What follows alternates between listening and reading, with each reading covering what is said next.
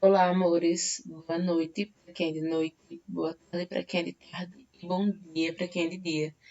Então, a aula de hoje vai ser dada por mim, Arielle Viegas, certo? Coloquei uma fotinha minha aqui e coloquei também meu número, caso vocês queiram tirar dúvidas sobre essa aula, sobre esse conteúdo ou sobre qualquer outra coisa, sobre qualquer outro conteúdo de português, inclusive sobre as questões do AMP, certo? E não só no momento de monitoria de português, mas em qualquer momento que vocês quiserem tirar alguma dúvida, podem me chamar no WhatsApp e falar, certo? Sintam-se à vontade. Então vamos lá. O tema da aula de hoje é as figuras de linguagem e as dimensões denotativa e conotativa dentro dos gêneros textuais. Tema grande, né? E aí, para a gente entender esse tema, para a gente entender a aula e tudo que ela propõe, a gente precisa destrinchar esse tema. Então, a gente precisa entender o conceito de figuras de linguagem, né? As dimensões denotativa e conotativa, e também o conceito de gêneros textuais, certo? E aí, vamos lá, destrinchar esse tema para a gente entender mais ou menos sobre o que vamos falar. E aí, primeiramente, a gente se depara com os sentidos denotativo e conotativo, né? Quando a gente fala sobre a semântica, a gente entende o sentido do enunciado que é produzido por indivíduos na língua, certo? Através da língua. E aí, tanto na escrita quanto na fala, existem dois sentidos, o denotativo e o conotativo. E aí, o sentido denotativo da palavra, conhecido também como sentido literal, podemos entendê-lo como o sentido real da palavra, o sentido do dicionário. Então, a gente tem, digamos que quando eu olho para uma cama e eu falo, olha, uma cama, eu estou falando literalmente que aquilo ali é uma cama, certo? Então, eu estou falando no sentido denotativo. E aí, eu coloquei esse D destacado aqui para vocês associarem a D de dicionário mesmo, sabe? Para entender a diferença desse aqui com a conotação. E aí a conotação atribui novos significados de forma expressiva ao sentido denotativo da palavra. Assim, chamamos de sentido conotativo ou sentido figurado. Então, a conotação é algo que deixa as coisas mais expressiva, mais elaborado, diferente do que a gente encontra como significado dicionarizado, certo? Segundo Sacone, existem dois tipos de linguagem: a normal, denotativa, certo? E a figurada, conotativa. A linguagem normal é aquela desprovida de emoções ou sentimentos, que não transmite vigor e beleza à comunicação. A linguagem figurada, ao contrário, além de vigor e beleza, transmite emoção, enriquecendo a comunicação. Certo. E aí a gente agora, entendendo esses dois sentidos que existem na língua, a gente vem para o conceito de gêneros textuais, ok? E segundo Marcuski, toda manifestação verbal se dá sempre por meio de textos realizados em algum gênero textual, certo? A comunicação verbal só é possível por algum gênero textual, ou seja, sempre que estamos nos comunicando, ou duas pessoas, ou mais que duas pessoas, tanto verbalmente ou tanto na fala quanto na escrita, estamos nos comunicando em algum gênero textual específico, certo? Quando dominamos um gênero textual, não dominamos uma forma linguística, e sim uma forma de realizar linguisticamente objetivos específicos em situações particulares. O que seria objetivos específicos em situações particulares? Vamos usar um exemplo. Digamos que eu estou em casa com minha mãe e minha mãe precisa sair enquanto eu estou dormindo ainda. E ela deixa um bilhete para mim na geladeira com alguma coisa escrita. Ela usou o bilhete, um gênero textual, né, com um objetivo específico. E esse objetivo específico qual foi?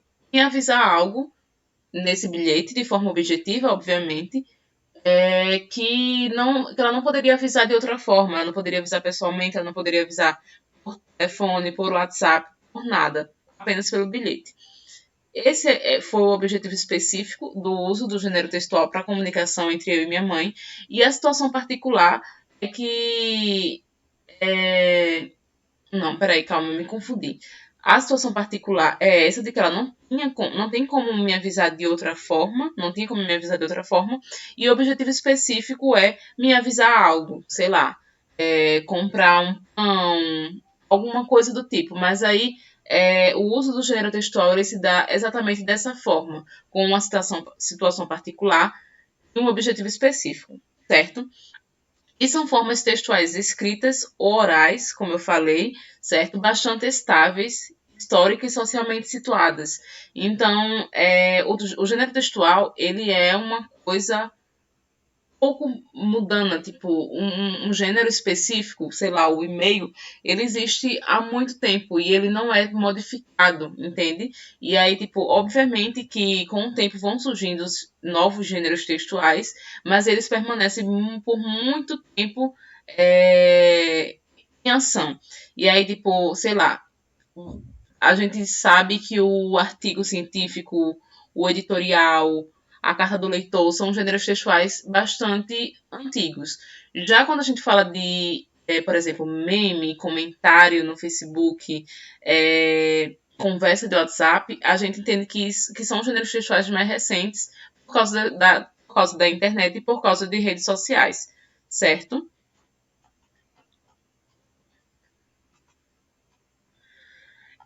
E aí, entendendo os sentidos denotativo e conotativo, e também o conceito de gêneros textuais, a gente parte para as figuras de linguagem, que é a cereja do bolo dessa aula.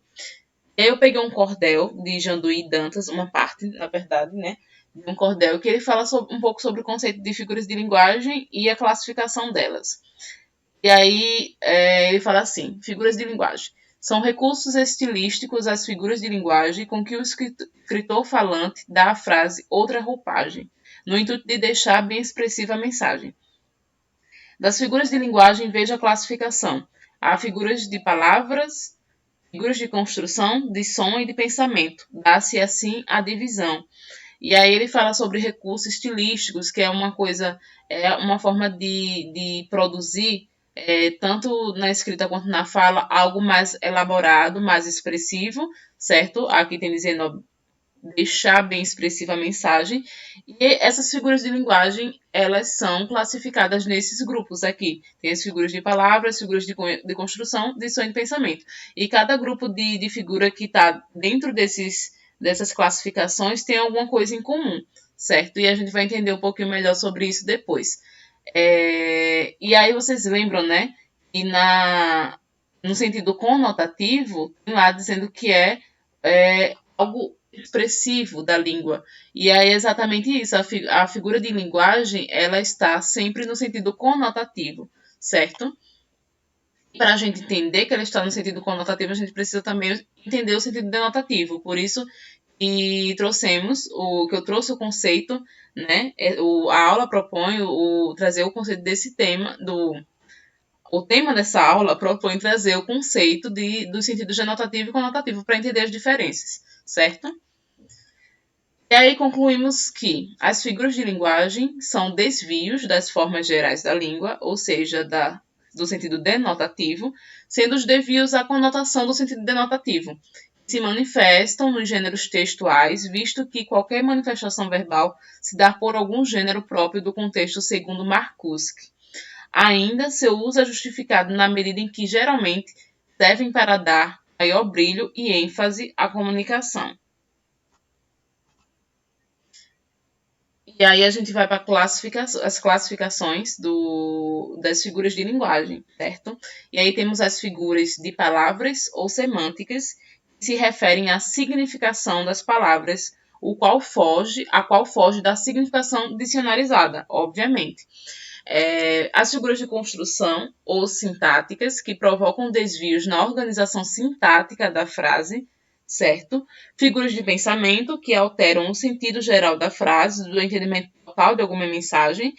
E, por último, as figuras fônicas ou sonoras, que expressam a camada fônica da linguagem. E agora, eu coloquei as figuras de linguagem em cada grupinho e vamos explicar mais ou menos o significado de cada figura de linguagem e usar um exemplo. Eu tentei ao máximo encontrar essas figuras de linguagem se manifestando em gêneros textuais diferentes para mostrar a vocês.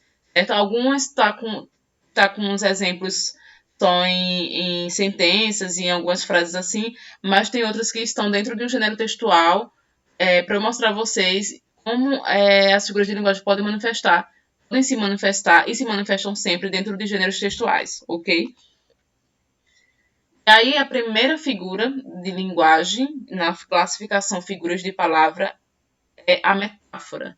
A metáfora é uma figura de linguagem bastante conhecida, porque ela está muito presente na arte, certo? No cinema, na pintura, na literatura, e ela também está muito presente no nosso dia a dia. A gente usa muita metáfora sem perceber. E, além disso, ela está também muito presente no Enem, na prova de linguagem, certo? Então é muito interessante a gente entender o conceito de metáfora e não confundir com outros. A metáfora é uma comparação implícita, né, que ocorre a substituição da característica propriamente dita, literal, de algo por um outro elemento figurado. E aí ela pode estar presente, além de estar presente na arte, em uma propaganda, ok? E é muito comum a gente ver a metáfora em propaganda também, certo? E aí vamos para a propaganda, observar o que temos aqui na imagem. Temos um copo de cerveja, uma garrafa da Brahma e uma gravata, elemento muito importante para a gente entender essa metáfora. E aqui onde eu circulei tem dizendo, brameiro é guerreiro, é trabalhador. Por isso a Brahma está tão suada. Quando a gente olha para essa garrafa de cerveja, a gente entende que aqui fala que a Brahma está tão suada, porque na verdade isso aqui é uma metáfora de uma pessoa brameira, né? De uma pessoa que é trabalhadora, que é guerreira. Então, está basicamente dizendo que essa cerveja é o trabalhador, né? E isso é claramente um recurso persuasivo da Brahma para chamar a atenção das pessoas que consomem ela, certo? E aí temos uma metáfora, né? Aqui não vemos uma pessoa, um trabalhador, mas vemos uma garrafa e uma gravata e faz referência ao trabalhador. A segunda figura de palavra que a gente vê é a metonímia, que ocorre quando o nome é usado para se referir e representar um todo referente a ele. Os conceitos das figuras aqui, que eu coloquei aqui, são coisas mais objetivas, mas é muito interessante vocês se atentarem aos exemplos que eu vou dar e também se atentarem à ficha, certo? Na ficha está um pouco mais detalhada, e para vocês realmente estudarem as diferenças das figuras de linguagem, porque se não treinar um pouco, acaba ficando confuso, porque são muitas figuras, certo? E aí eu coloquei dois exemplos para explicar a metonímia. Tem aqui, digamos que isso poderia ocorrer em uma conversa de WhatsApp, sei lá, eu no meu grupinho de pessoas de letras, do curso de letras, eu falando, eu gosto de ler Drummond. E aí, por que aqui ocorre uma metonímia? Porque eu, na verdade, não gosto de ler Drummond, né? Eu não estou olhando para Drummond e lendo ele. Eu gosto de ler a obra dele, né? Eu gosto de ler um livro específico, os contos, as crônicas, os poemas, mas não ele. E aí eu acabo representando a obra de Drummond só pelo nome dele, e nem pelo nome dele completo, né? Porque o nome dele é Carlos Drummond de Andrade. E aí eu uso só o Drummond. Ou digamos que isso aqui, minha mãe coloque um bilhete e ela fala assim: compre bombril para lavar as panelas. A gente sabe que bombril, na verdade, é o nome de uma marca, mas a gente usa isso para se referir à esponja de lã de aço.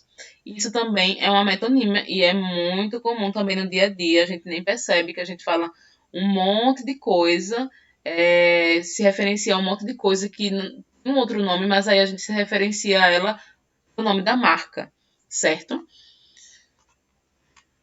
Temos também a catacrese, como figura de palavra, que é a utilização de termos que já existem para se referir a algo que não tem nome próprio. E aí a gente pode ver aqui nesse meme, uma perna mais uma mesa é igual a perna de mesa, perna da mesa, certo? Então, a gente está vendo essa figura de linguagem se manifestando aqui num meme, mas é uma coisa que a gente usa bastante no dia a dia, né? Perna da mesa, pé da cadeira, cabeça de alfinete, aqui nesse caso, a asa da xícara, né? A gente sabe que o nome disso aqui não é asa, e também não tem nome, mas aí a gente usa a palavra, o termo asa para se referir a isso também.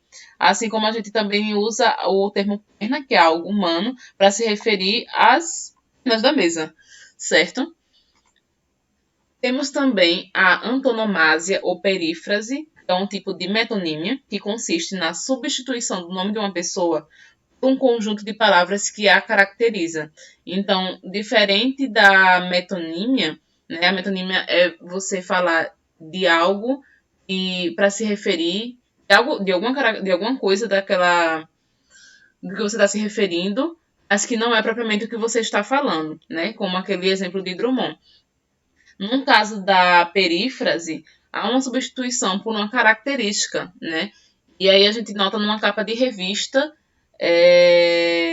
ela se referindo a Michael Jackson como o rei do pop, né? Então há uma substituição do nome do Michael Jackson por uma característica que todo mundo conhece, certo? Que é o rei do pop.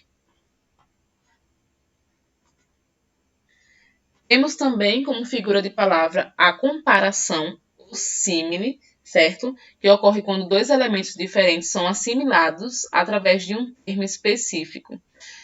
E aí, para acontecer a comparação, precisa dessa assimilação através de termos. E aí tem o termo como, o feito, o qual, assim como, tal, etc.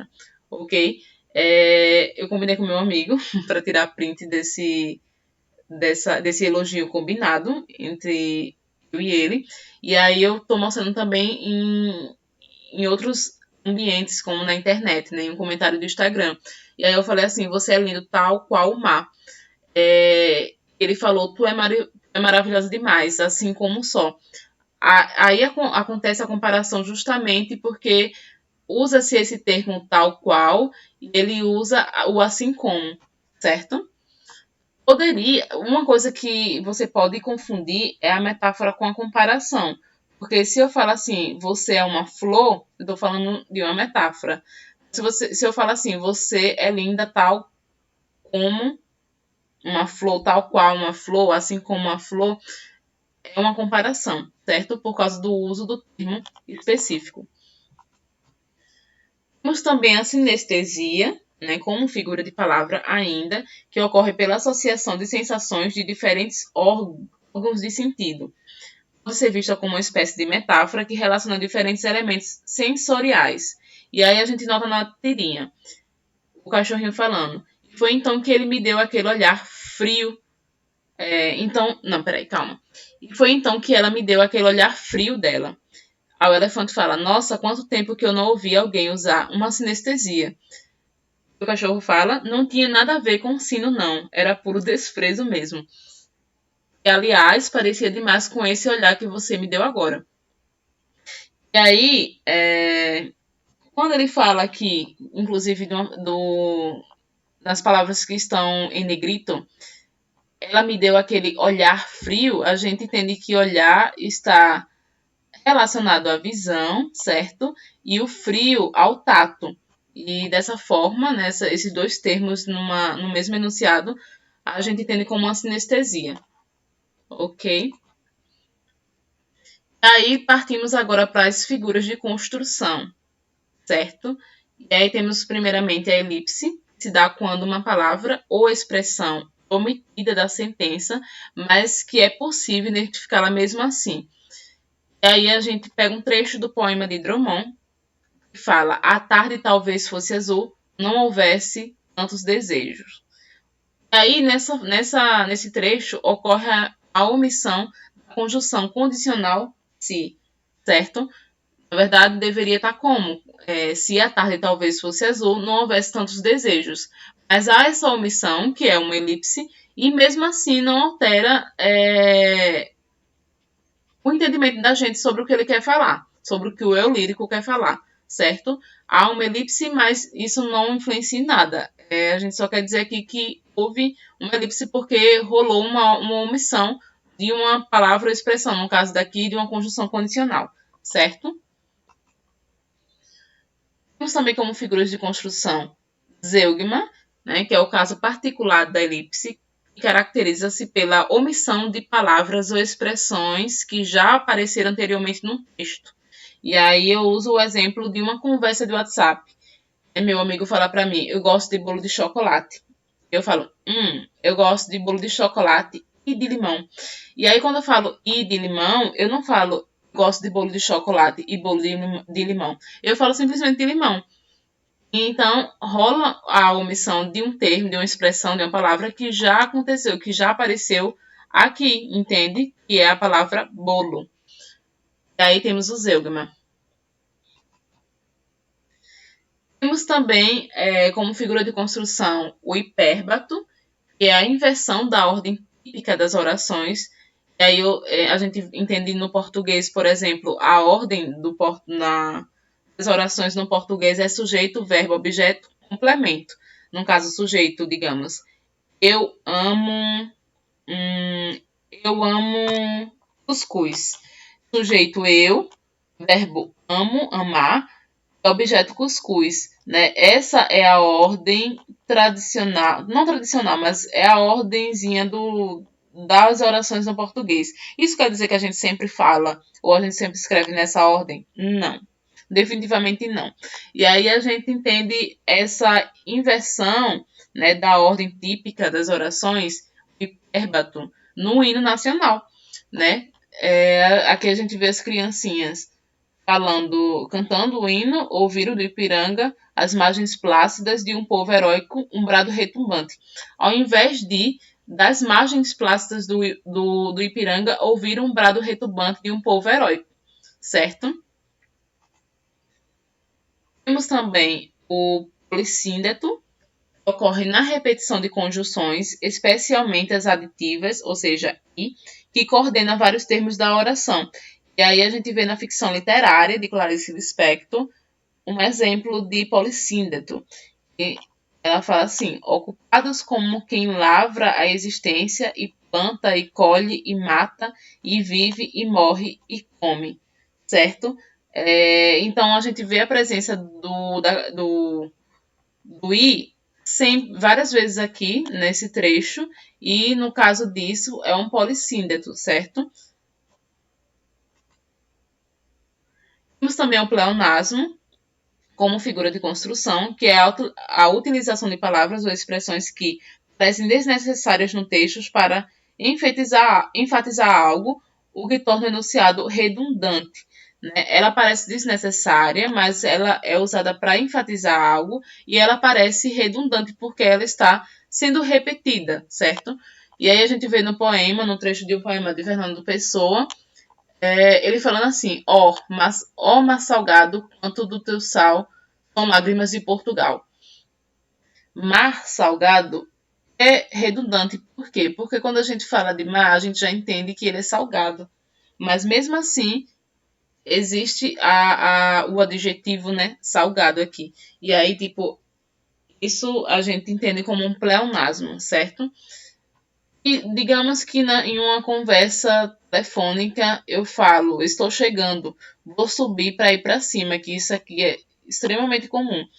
Vou subir para ir para cima. Quando a gente fala subir, a gente entende que é se mover para cima, né? E aí, tipo, quando eu falo vou subir para ir para cima, é redundante, é pleonasmo, ok? A gente usa muito isso, a gente usa sair para fora, entrar para dentro, descer lá para baixo. É extremamente comum e é um pleonasmo. Temos também como figura de construção a anáfora, certo? Que ocorre quando há repetição de uma palavra no início de mais de uma oração na prosa ou no início de mais de um verso num poema. E aí a gente entende aqui nessa canção, né, a repetição de uma palavra no início de cada verso. Na canção A Primeira Vista de Chico César, ele fala: quando não tinha nada eu quis, quando tudo era ausência esperei, quando tive frio tremi, quando tive coragem liguei. E aí a gente vê o uso do quando no início dos versos 4 vezes. E nesse caso aqui ocorre a anáfora, ok? Temos também o ansídeto, que é o recurso que serve para enfatizar os termos mais importantes da sentença e se dá na omissão de conectivo entre palavras, expressões e orações. A gente vê na canção de Gonzaguinha, né, nascendo, rompendo, tomando, rasgando meu corpo e então eu. A gente vê que tipo, não há um conectivo aqui. Não tem assim, nascendo e rompendo e tomando. Há apenas o uso desses termos e isso serve para enfatizar. E ao mesmo tempo é uma figura de linguagem que se chama ansídeto, ok? Temos também anacoluto como uma figura de construção que se dá sempre que a estrutura de uma oração fica solta porque é interrompida por alguma palavra ou uma oração. E aí a gente vê num trecho de uma crônica de Rubem Braga, né, o relógio da parede, eu estou acostumado com ele, mas você precisa mais de relógio do que eu. Porque essa estrutura aqui foi quebrada. Porque quando ele fala o relógio da parede, a gente entende que ele vai falar alguma coisa assim, o relógio da parede está caindo, o relógio da parede está quebrado, o relógio da parede está feio, alguma coisa do tipo. Mas aí ele fala o relógio da parede, eu estou acostumado com ele. E aí, tipo, há uma quebra, né, da estrutura da oração. E aí ele poderia simplesmente falar assim, eu estou acostumado com o relógio da parede. E ficaria de boa, não estaria acontecendo o anacoluto. Mas aí, como ele fala o relógio da parede e há uma quebra aqui, é anacoluto, certo? Temos também a silepse, que ocorre na concordância de uma palavra não com o que está explícito na sentença, mas com um sentido ideológico, ou seja, o que está implícito, uma ideia. E aí, se alguma pessoa chega aqui para visitar Recife e fala Recife é linda, com A no final, né, o adjetivo concorda com a ideia de cidade. A cidade do Recife é linda. E não com Recife é linda, porque Recife é um substantivo de lugar masculino, certo? E aí seria, no caso, Recife é lindo. Mas quando a gente fala Recife é linda, o adjetivo concorda com a ideia de cidade. E nesse caso é a silepse, ok? Aí agora a gente parte, né? Depois das figuras de palavras e das figuras de construção, a gente parte das figuras de pensamento. E a primeira figura de pensamento que a gente vai ver é a hipérbole, né? Ela é usada para se referir a algo de forma exagerada. Nada além disso. E aí a gente vê na tirinha um bonequinho, um carinha aqui e um bonequinho falando: tô ficando atoladinha, tô ficando atoladinha. Ele fala, viu como eu canto bem? Ele, aham. E ele fala, aposto que eles Regina está morrendo de inveja. E ele fala, eu sou sinistro. E aí, onde está a hipérbole aqui? Exatamente quando ele fala que a Elis Regina está morrendo de inveja, né? Isso é um exagero, a hipérbole, porque ninguém morre de inveja. Ou morre, não sei. Mas a gente entende como hipérbole, né? Tipo, morrendo de inveja, é, morrendo de rir, enfim, não estou lembrando de outros exemplos, mas a gente usa também muita hipérbole no nosso dia a dia, que é justamente esse exagero de algo que não é possível de acontecer. Temos também o eufemismo como figura de pensamento, certo? Que é a utilização de termos mais tranquilos e suave, ao invés de expressões desagradáveis, entre aspas, desagradáveis, né? É aquilo que você fica, tipo, trabalhando para falar para a pessoa, para não falar não ser objetiva, assim, parecer grossa. E aí, nessa charge, a gente vê aqui a mulher falando: fofoqueira não, querida, eu sou produtora de biografias orais não autorizadas. E aí, tipo, a palavra que seria desagradável, né? No caso, seria chamar ela de fofoqueira mesmo. Mas aí ela usa o eufemismo para explicar que ela não é fofoqueira, ela é apenas produtora de biografias orais não autorizadas. E aí é isso, né? Temos também a prosopopeia, ou personificação, certo? Que consiste na atribuição de características humanas a animais e objetos, ou objetos, certo? E a gente vê muito isso presente na fábula, né?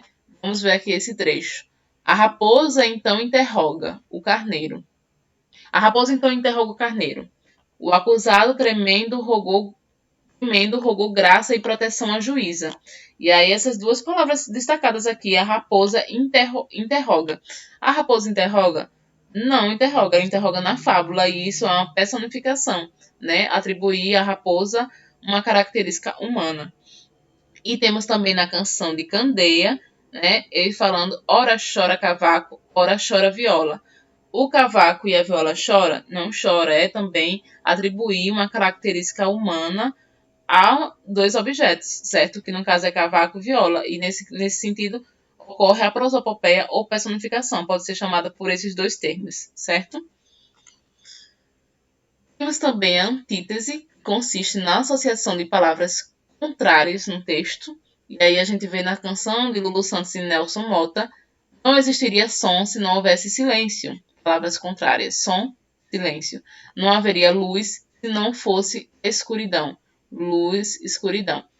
A vida é mesmo assim, dia e noite, não e sim. E aí, na antítese, há o uso de palavras contrárias no texto, no mesmo texto, ok? Temos também a gradação, que é o uso de uma sequência de palavras ou expressões que cria uma progressão, né? E aí a gente vê aqui nesse exemplo, ela berrou, gritou, falou, sussurrou, murmurou. Há uma progressão aqui do alto ao baixo, né? E poderia também ser ao contrário, né? Ela murmurou, sussurrou, falou, gritou, errou. E no caso disso aqui é uma gradação. Não um projeto, tá? Não para vestibular, mas a figura de linguagem. Temos também a apóstrofe, né? Que é a evocação de determinadas entidades, dependendo do objetivo do discurso. Assim, chama-se o receptor da mensagem, sendo ele imaginário ou não. E a gente vê isso muito nas orações cristãs, né? Temos aqui Ave Maria, cheia de graça, o Senhor é convosco, bendita sois vós entre as mulheres. A Ave Maria, o uso da Ave Maria é uma apóstrofe, porque é evocação de uma entidade, né? Do receptor da mensagem. Também temos no Pai Nosso, né? Pai Nosso que está no céu, santificado seja o vosso nome, não. E aí temos também a invocação do Pai Nosso, né? De uma entidade que é o receptor da mensagem para que você está fazendo a oração. Temos também um paradoxo, que é um pouco confuso quando a gente usa o paradoxo e a antítese, mas no paradoxo ocorre a junção de termos opostos em um mesmo enunciado, o que torna contraditório. E essa palavra contraditório é muito importante para o paradoxo, para a gente distinguir da antítese. Por quê? Vamos ver no exemplo. Num trecho do poema de Carlos de Drummond, ele fala: estou cego e vejo, arranco os olhos e vejo.